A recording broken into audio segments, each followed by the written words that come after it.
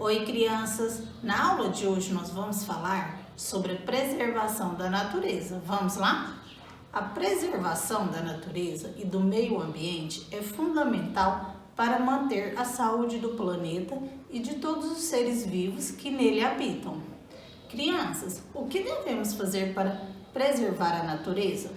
Não jogar lixo no chão, cuidar sempre dos rios e das cachoeiras, separar o lixo orgânico do lixo reciclável, não devemos gastar água à toa na hora do banho, não devemos maltratar as árvores e nem os animais. Afinal, todos eles fazem parte da nossa natureza.